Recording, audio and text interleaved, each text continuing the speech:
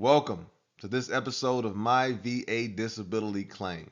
All right, today we're going to show you how to file a urinary incontinence claim.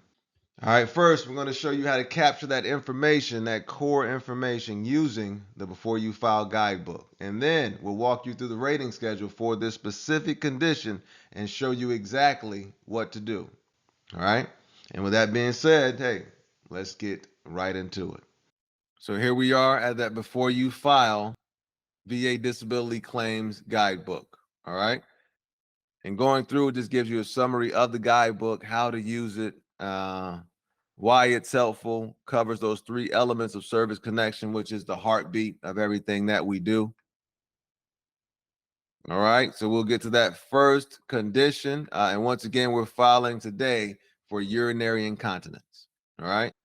Urinary incontinence can be something you were diagnosed with while you were in the service, or it can be the result of an event that took place while you were in the service, right?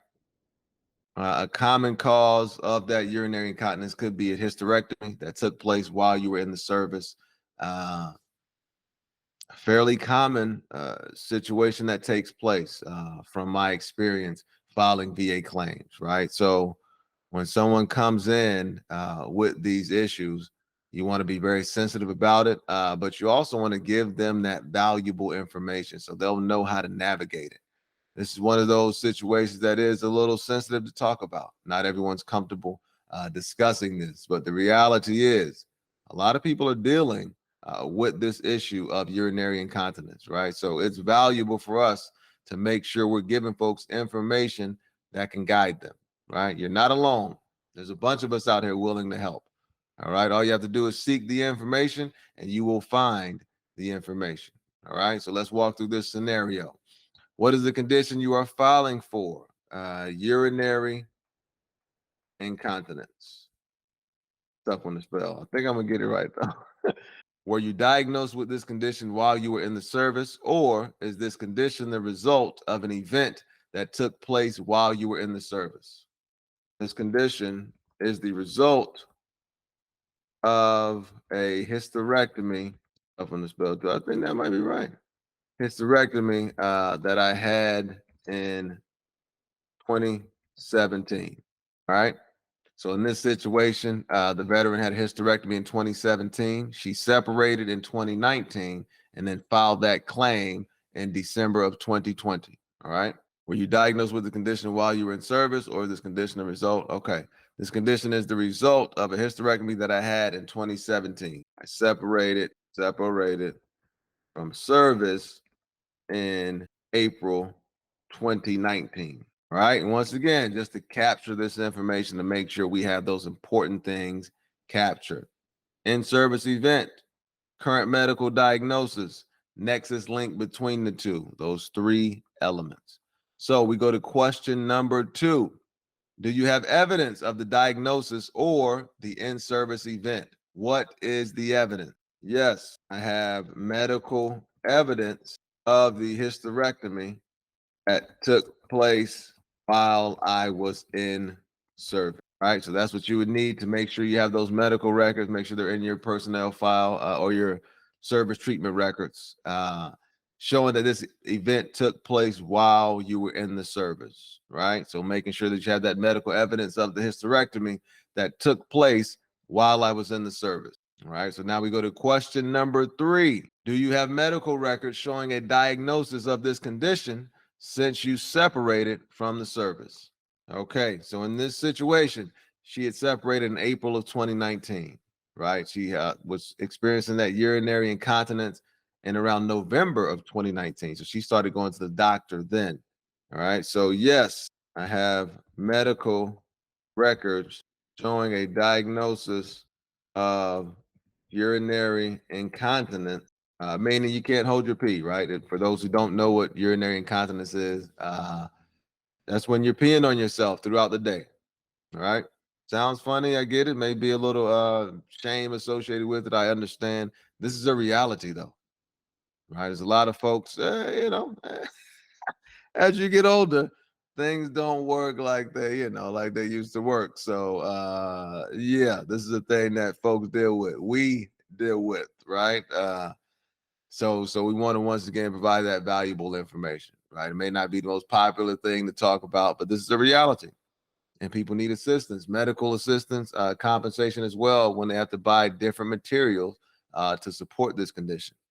So yes, I have medical records showing a diagnosis of urinary incontinence in November 2019. Separated service, separated from the service in April 2019.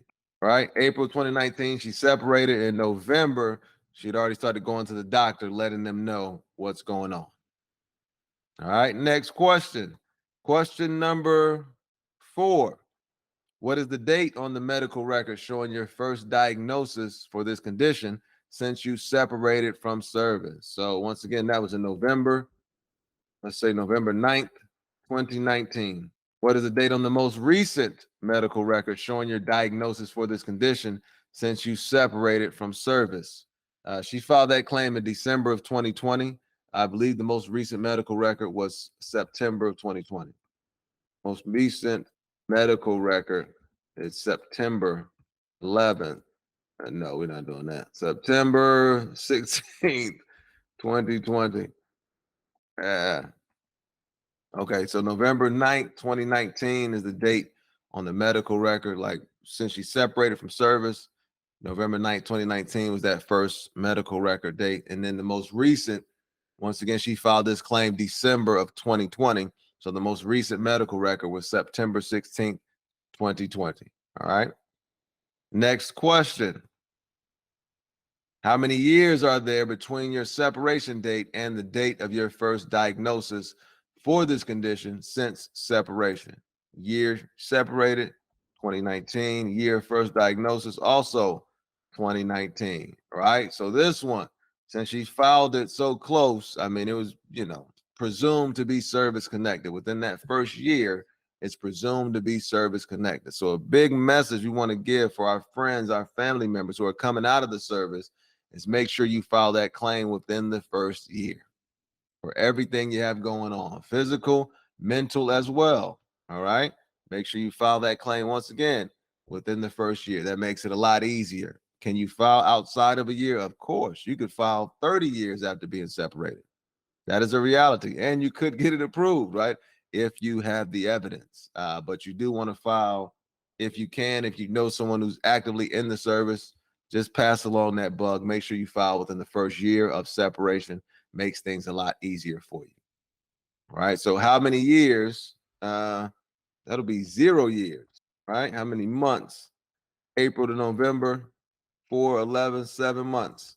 7 months. All right. And now we go to that last question. Have you looked at the rating schedule for this condition? So we'll say yes, and we'll go ahead and look at the rating schedule now. And after looking at the rating schedule and at your medical records, which rating does your evidence support? Right. So now we will go to the rating schedule. All right. So here we come to the rating schedule. All right. We just do that Control F function once again. That's the find function. We would type in incontinence. And there's only 2 instances of incontinence in the rating schedule. So it brings you right to it. All right. Now, for incontinence, if it requires the wearing of absorbent materials, right? Pads, diapers, whatever the case, and they must be changed less than 2 times per day, that's a 20% rating. If those absorbent materials must be changed 2 to 4 times per day, that's a 40% rating. If it's more than 4 times, that is a 60% rating, right? Another aspect would be the urinary frequency. How often do you have to pee? If you're peeing multiple times in less than 1 hour, right? It's less than 1 hour between the next time I have to go pee, and this is happening frequently, and you're waking up 5 or more times at night to go to the bathroom, that's a 40% rating, right? If that daytime voiding is between 1 to 2 hours, right? Every 1 to 2 hours I have to go pee again, and I'm awakening 3 to 4 times at night, that's a 20% rating, right? And excuse me, it's not and, so you don't have to have both of these. It's or, one or the other, right? That's a subtle difference, but a major distinction. It's or, it's not and. So it's one or the other. If that daytime voiding interval, 2 to 3 hours, every 2 to 3 hours I have to go to the bathroom, or I'm waking up at least 2 times a night to go to the bathroom, that is a 10% rating. All right. So once again, when you come here, this will specifically show you how incontinence is rated. So when you have these things going on, you want to make sure you're letting your doctor know and make sure those things are written down in your medical records. All right. So now we'll go back and put this information into that before you file guidebook. So here we are back at the guidebook, right? We've looked at the rating schedule. Yes. After looking at the rating schedule and at your medical records, which rating does your evidence support? So I'm wearing sorbent material that must be changed 2 times per day. This warrants a, what was it, 20%? I don't know. 2 to 4 times a day is 40%. This warrants a 40% rating, right? And once again, you want to make sure that's in your medical records. Make sure this is what you're letting your doctor know is going on so that evidence can be captured. And also, if you have a log that you're keeping, you can submit that log as evidence as well, a copy of the log. You want to keep the log for yourself, of course, to continue to use it, but you can submit a copy as evidence along with your claim. All right. And that is how you use that before you file guidebook. You can use this information that you put into the guidebook, copy and paste it, and submit a statement in support of your claim as well. Just kind of giving them a narrative, right? This is what happened while I was in the service. This is what I'm dealing with now. These are the symptoms. There you go.